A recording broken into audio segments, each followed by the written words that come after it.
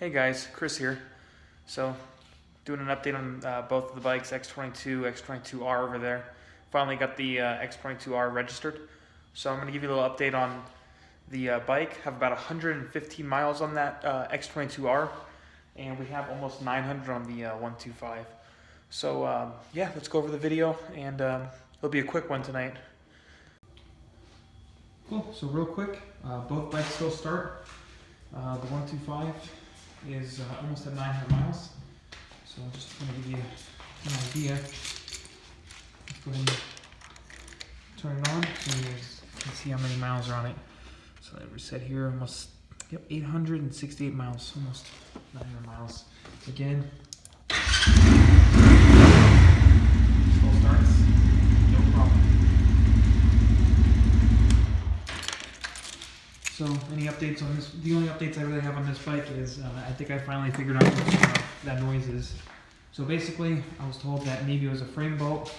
Looked, it's not a frame bolt. There's no loose bolts in the engine, so it's nothing there. What it turned out it's probably going to be is these brake calipers, because when I went down, I probably went ahead and squeezed the front brake and most likely locked one of the calipers up. So I'm assuming one of my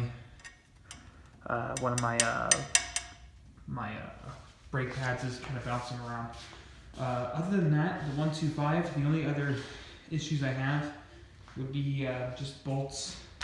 Now, not engine bolts, so nothing in there, but just like little bolts kind of loosening. So, for example, on the back of the bike, the rear tire adjustment bolts, or whatever these are, they seem to loosen quite a bit. So, one thing about these bikes are you're going to want to make sure you always check your nuts and bolts after every couple of rides. Okay, on to the 250. So we finally got the 250 registered, and I think I have about 150 miles on it. Let's go ahead and get the bike started. And I can show you here. Let's see, 114, so 114 miles. Bike still starts, no problems.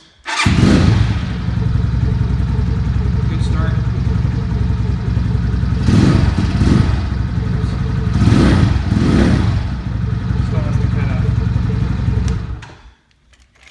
So that's the warm up. So now I can give you kind of a quick review on this bike. So what's some of the problems I've experienced after 114 miles with the 250? Well, let's talk about the needle here. Actually, let me get the keys again and show you. So the 250 speedometer is a pain. It's a pain because this, RPM needle can sometimes get stuck. So for example, if I'm, let's say, in third gear going, 35 miles per hour and I shift, sometimes the needle will stay wherever I shift. So for example, if I'm going like 5,000 RPMs, there's a chance that it'll actually stick on the 5,000 RPMs. Easy solution to that is once you stop your bike, you turn the bike off, turn the bike back on, and the needle will reset. So it's an easy fix. The other problem I've experienced with this bike is the amount of front end vibration. The windscreen here and the speedometer is excessively loose. That's something I can tighten, and that's something that can be fixed. So that's not a big deal. Other than that, it's been a phenomenal bike after 114 miles. Again, the fairings are way, way better than the 125s. So in my experience so far, both bikes are good bikes. Just, tighten up the bolts and nuts and you should be good to go.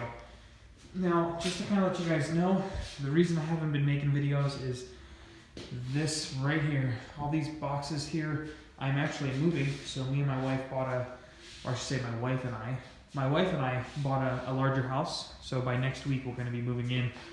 This house is for sale. So hopefully we get it sold soon because I don't want to have 2 payments. So anyway, we're going to be moving in the new house, 5 bedrooms. So that's a big upgrade from my little 3-bedroom here. So we're pretty excited. That's my excuse why I have not made any videos. So I apologize for that. We will be making a new channel once we're all settled in. And yeah, so we still have the plans to do moto vlogs. Now here's another thing. I'm thinking about selling my 125. I love this bike. I highly recommend this bike. This is a phenomenal bike. Amazing. The only reason there's any sort of vibration issues with the 125 is because I went down on it. Otherwise, this bike, it's a great bike. I actually like my 125 way more than my 250. 250 is a lot faster, I've hit 75 in that already. And oh, good news is the 125, I finally hit 75 on the speedometer. Now, of course, that's not confirmed GPS. It's going to be less than that. It's probably going to be in the high to mid 60s. Still impressed. But anyway, yeah, we're still going to be making a channel. It's just going to take a little bit of time. So that's my update on these motorcycles. Eventually we'll be able to use my little GoPro, and once I get a microphone, that's another issue why I haven't made videos. I need a microphone for that GoPro. Once we get the microphone and we're all moved in, we're going to start doing motovlogs. Back to the 125. There's a chance that I'm going to be selling it.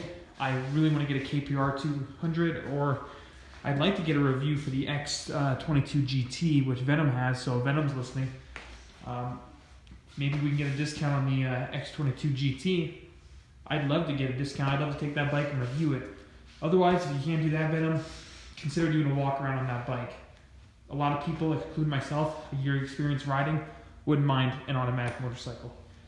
So one other thing I want to mention is, if you have questions about any of these bikes, comment, and I'll be more than happy to help you. Another person that I've been kind of following, his name's Big J. I think he has a website, df250rts.club.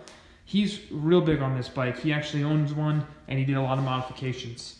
So big shout out to Big J. I've been watching your videos. I'm liking what you see. I may hit you up here in the future and get an upgrade kit, because he actually sells this stuff on his website. So that's another consideration, guys. Okay, guys, so that's my update on the two motorcycles. Again, I apologize. I have not had any time to do my moto vlog videos or basically anything. I know I said I would be making some riding videos. Just work with me for now. Again, if you guys have any questions on these bikes, feel free to comment, and I'll try to answer every question. I'm still a noob, so there's only so much I know. But if it's something simple, hopefully I can help. Another thing, if you know people that are, trying to, learn on these Chinese bikes, or they have Chinese bikes, tell them to, like, subscribe my videos. It's a lot of support, and I appreciate all the likes I'm getting, all the views. So the more subscribers, I'm going to be more motivated to keep making these videos. And, we'll go from there. Hopefully I can either get a KPR next, or I'd love to get an x22 GT. Just shooting that out there for Venom. I'd love to get my hands on one of those. So, yeah. So that's basically the only updates I really have. So we finally got the 250 registered. Next video will probably be once I move. And then we still have plans to make a new channel. I just haven't had any time.